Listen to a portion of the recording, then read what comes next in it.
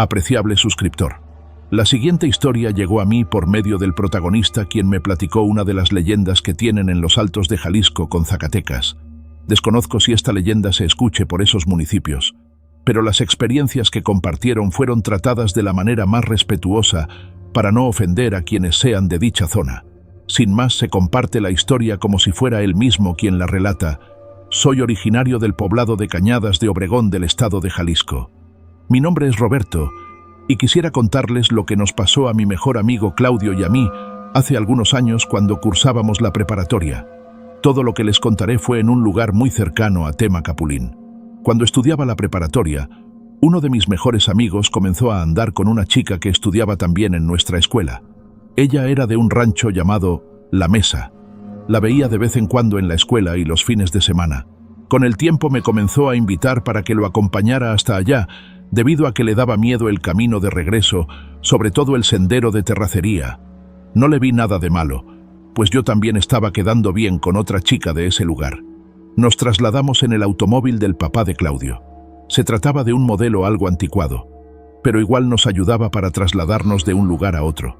No obstante, había una condición, la cual era que no regresáramos tan tarde. Tenía que haber luz suficiente para circular sobre la carretera desde el rancho hasta Cañadas de Obregón. Hoy en día, si uno circula de noche puede toparse con algún asaltante, pero en los tiempos de la secundaria y preparatoria se escuchaban más las historias de nahuales y brujas que uno se podía encontrar en la noche. Cierto fin de semana quedamos de ir a ver a las muchachas al rancho. Teníamos la intención de sacarlas a pasear a Cañadas de Obregón y regresar al día siguiente. Mi amigo, a quien responde al nombre de Claudio, me advirtió que el automóvil estaba fallando y no estaba muy convencido de realizar el viaje, el cual siempre nos llevaba cerca de 1 hora. Pero a fin de cuentas, logré convencerlo diciéndole que ya teníamos más de 15 días sin verlas, además que nunca nos había fallado el carro y ya lo habíamos tenido en peores condiciones. No obstante, Claudio me decía que ahora tenía un presentimiento extraño, por estar revisando el carro y asegurarnos de llevar todo con nosotros. Salimos un poco tarde de Cañadas de Obregón. Todo iba bien, hasta que atravesábamos el prado de Temacapulín y el carro comenzó a forcejear un poco. Tuvimos una oportunidad de regresarnos, pero decidimos seguir el rumbo, y justo en el tramo de terracería notamos que el carro se comenzó a calentar, así que nos detuvimos un poco y le echamos el agua potable que traíamos para nosotros, y una vez resuelto el problema, seguimos hacia el rancho. Nos dimos cuenta de que se estaba nublando y que comenzó a llover fuerte, y por ir más despacio, el carro se calentó más rápido, así que no tuvimos de otra más que esperar a que se enfriara y que se detuviera la lluvia. Claudio se orilló para no obstruir el camino, pero con esas condiciones de clima lo más probable es que no pasara nadie en lo que restara del día. No suele ser una ruta muy transitada. Allí nos dieron las 6 de la tarde y comenzaba a oscurecer. La lluvia se había quitado. Aún seguía chispeando un poco y dejó una densa neblina y un frío terrible. Ya nos faltaba poco para llegar al rancho, y al querer encender el automóvil ya no sirvió. Así que nos quedamos unos minutos en pensando qué podíamos hacer para llegar con las muchachas. Aún así seguimos intentando que el auto prendiera, pero terminó por ahogarse. Decidí comentarle a Claudio lo mejor que podríamos hacer en ese momento era llegar caminando al rancho. Era la mejor opción que teníamos en ese momento. La idea es que nos dieran cobijo por esa noche y a la mañana siguiente regresaríamos a arreglarlo. A Claudio le pareció algo arriesgado. Aquel sendero de terracería siempre le daba miedo. En varias ocasiones me llegó a platicar que mientras manejaba podía ver enormes perros negros corriendo y trepando árboles. Pero en cierto modo corríamos más riesgos si nos quedábamos en el automóvil y que llegara alguien y nos asaltara. Claudio no tuvo otra opción más que aceptar mi propuesta. De esa manera dejamos el vehículo solo y nos encaminamos al rancho. De la cajuela sacamos un par de linternas pequeñas. Una ya se le estaba agotando la batería, mientras que a la otra se apagaba cuando quería. Hicimos algunos cálculos mentales y por la distancia en la que estábamos hasta el rancho, no nos debía llevar más de 2 horas en llegar. Contemplando que el piso estaba mojado y sin poder ver bien por dónde caminábamos. Aún así, desde mi teléfono intenté llamar al rancho para que nos recogieran, pero en esa zona jamás había tenido señal. Siempre fue raro que al ingresar al sendero la señal se perdía. Siempre procuramos seguir por el sendero por si llegaba otro automóvil y que nos pudiera llevar, pero había partes del camino en el que nos teníamos que desviar un poco por lo inundado que se encontraba e internarnos en el bosque. A mí me preocupaba Claudio. Lo veía bastante nervioso y se la pasaba golpeando la linterna para que encendiera, y a cualquier ruido que escuchaba se ponía un poco histérico. Aún así, las cosas se mantenían tranquilas sin nada en especial, hasta que a mitad del sendero vimos a una persona de pie. Nos detuvimos a varios metros de aquella persona. Notamos que usaba una gabardina de color negro y su rostro estaba cubierto por una capucha y se mantenía inmóvil. Conforme pasábamos frente a esa persona, me di cuenta de que se trataba de una mujer. En voz muy baja, mencionaba unas que no comprendí.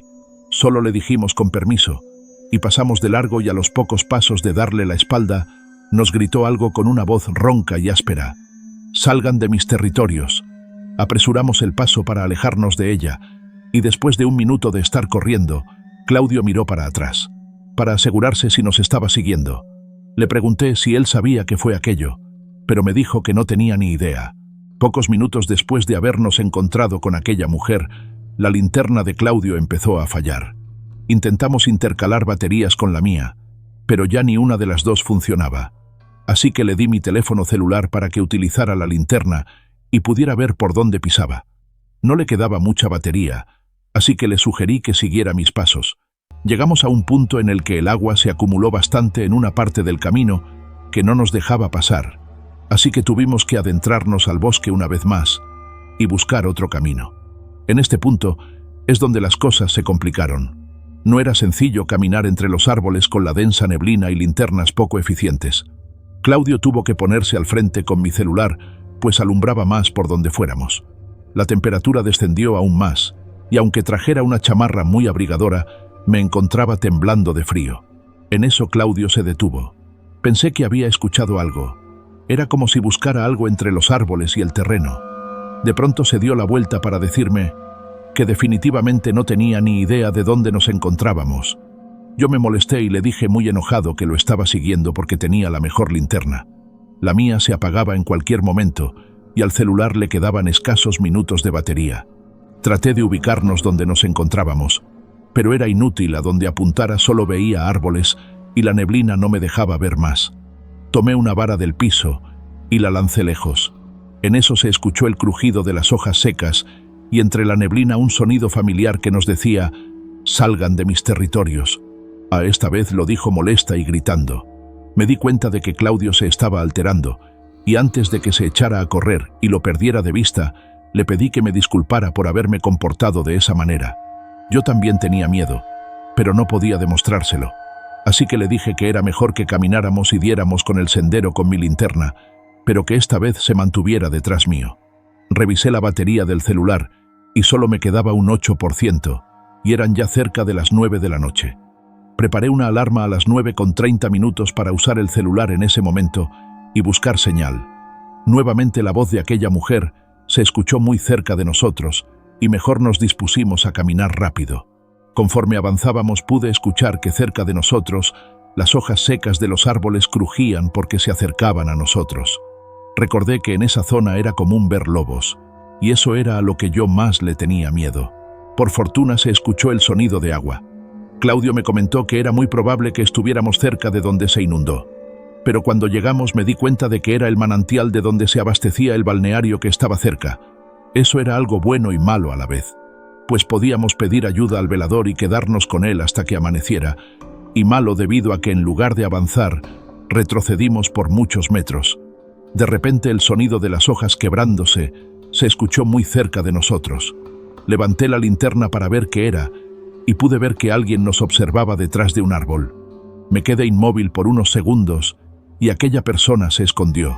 Me acerqué lentamente, pero Claudio me detuvo y me señaló a nuestras espaldas. Pude darme cuenta de que se encontraban más personas que nos vigilaban y se mantenían detrás de los árboles. No se me ocurrió otra cosa más que gritarles y decirles que no teníamos nada en contra de ellos y que mejor nos dejaran en paz. Los ruidos se incrementaron y pude ver la pierna de una persona que se movía detrás de un pino y éste se comenzó a sacudir. Apunté hacia arriba y en lo más alto se encontraba algo. Pensé que era una persona, pero sus ojos brillaron como dos esferas grandes. Se mantenía agarrado del tronco del pino con solo una de sus garras y luego aulló igual que un lobo. Detrás de nosotros los ruidos se incrementaron. Nos atacarían en cualquier momento, así que metí mi mano a la chamarra y le entregué el celular a Claudio. Lo miré y le dije, «Corre». En cuanto le dije, salimos disparados a diferentes caminos. Yo no sabía por dónde iba yo, y menos por dónde se encontraba Claudio, pero era seguro que detrás de mí algo me estaba persiguiendo. Sentía que mi cuerpo ya no me daba para más cuando logré distinguir el balneario, así que me dirigí corriendo hacia allá para pedir ayuda. Cuando llegué me di cuenta de que ya no me seguían. Apenas si podía respirar de lo agitado que me encontraba. La cabeza me palpitaba con fuerza. A Claudio no lo veía por ningún lado, así que aproveché para buscar a algún vigilante o alguien que estuviera en la casa que estaba cerca del balneario para pedir ayuda. Pero todo se encontraba en completo abandono. Las albercas estaban con muy poca agua, la cual pertenecía a la lluvia que había caído hace horas. No había nadie, y menos un velador. Y entonces vi un destello de luz proveniente de una casita. Aliviado me dirigí hacia ella, y mientras lo hacía gritaba por ayuda, y en eso se abrió la puerta, y detrás de ella se encontraba la mujer que vimos hace rato a mitad del sendero. Yo me detuve y guardé silencio. Esa mujer no me quitaba la mirada de encima. Casi podía sentir que con solo la mirada podía ver hasta mi alma. Tuve la intención de echarme para atrás, pero en eso de la casa salió un enorme perro de color negro, y no se trataba de cualquiera. Era un enorme Xoloitzcuintle. El perro se acercó a mí y me comenzó a oler. Yo intenté alejarme, pero era inevitable que en cualquier momento me alcanzara y me mordiera. Así que le dije a la señora que solo queríamos salir de allí. Pero quien me contestó fue el perro, diciéndome que no hablara. Yo me quedé pasmado. Sonó igual a la voz de un hombre. Se metió a la casa y en unos segundos un hombre ya de tercera edad se asomó. No traía ropa y no le importaba. Le dijo a la señora que yo era uno de los que se había internado al bosque. La señora nunca me quitó la mirada de encima, así que me pidió que ingresara a la pequeña casa.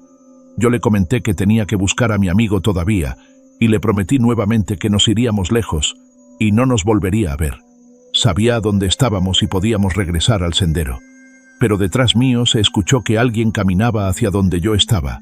Se trataba de Claudio, a quien dos personas de piel morena y también sin ropa lo tenían agarrado del cuello y brazos. Lo empujaron a donde me encontraba yo. Nuevamente la señora nos pidió que entráramos a la casa. No tuvimos otra opción más que obedecer. Ahí adentro no se sentía tan helado como afuera. El anciano se puso una camisa y un pantalón deportivo y se mantuvo descalzo. La señora cerró la puerta y nos pidió que solo le respondiéramos a lo que ella preguntaba. Nos preguntó quiénes éramos, a dónde estábamos dirigiéndonos y con quién íbamos. Después de que le contesté todo, me preguntó por dónde se encontraba el vehículo que dejamos estacionado. Nos dio indicaciones de cómo llegar a él. De hecho, nos encontrábamos bastante cerca. Al parecer solo caminamos en un enorme círculo. Abrió la puerta y chifló. Entró otro perro negro y nos dijo que uno de sus nahuales nos acompañaría hasta llegar al vehículo. Los dos accedidos sin negarnos a lo que nos dijo, y antes partir le agradecí a la señora. Pero no me respondió. El perro caminaba por delante mientras que nosotros dos en silencio detrás de él. Apenas, y lo veíamos andar entre la niebla y la oscuridad. Alcanzamos a ver el automóvil donde lo dejamos. El nahual se quedó sentado mientras que nosotros lo dejamos atrás. Le di las gracias y nos metimos al automóvil. Logramos encenderlo al primer arranque y emprendimos camino de vuelta a Cañadas de Obregón. Todo el camino nos mantuvimos en silencio, y cuando llegamos a mi casa, antes de bajarme del automóvil, le dije que ya no quería ir hasta allá. Terminaría mi relación con aquella chica. Desde ese día le tengo un gran respeto a ese sendero. He vuelto a pasar por allí solo en contadas ocasiones y solo de día. A mi amigo Claudio terminaron castigándole el automóvil de por vida, y también terminó con su chica. Han pasado varios años, y cuando llueve por las noches y en la mañana hay un banco de niebla. No salgo de mi casa debido al trauma que adquirí por eso.